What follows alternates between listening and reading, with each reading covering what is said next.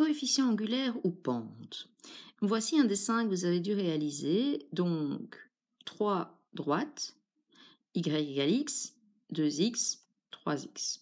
Voici leur dessin, donc A, B et C. Si on regarde, on peut constater que l'angle formé entre l'axe des x et la droite, A, B et C, augmente au fur et à mesure que l'on dessine justement ces trois graphiques.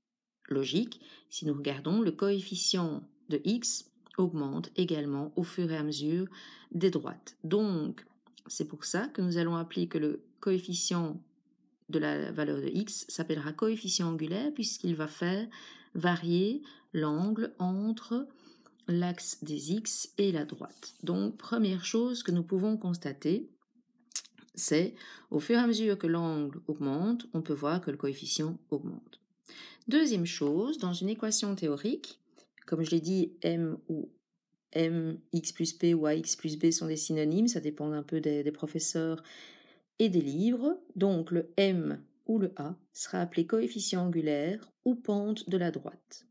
Alors nous avons trois possibilités, soit ce coefficient est positif, soit il est négatif, ou soit il vaut 0. Que se passe-t-il dans les trois cas? Si jamais le coefficient est positif, voilà le style de droite que vous allez avoir. Voici un exemple. Égal à 0, je n'ai plus de valeur de x. Voici un exemple. Et s'il est plus petit que x.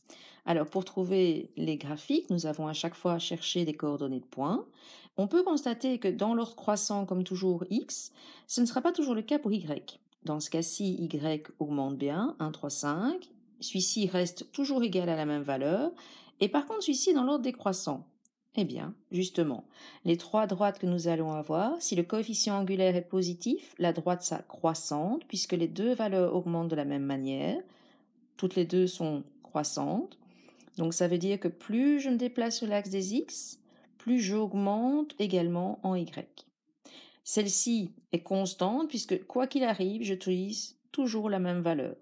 Celle-ci est décroissante, puisqu'on peut le voir, au plus je me déplace sur l'axe des x, au plus l'axe des y, les valeurs descendent. Donc, valeur décroissante. Donc, on redit, m ou a dans les équations, coefficient angulaire. Pourquoi angulaire? Puisque ça fait varier l'angle.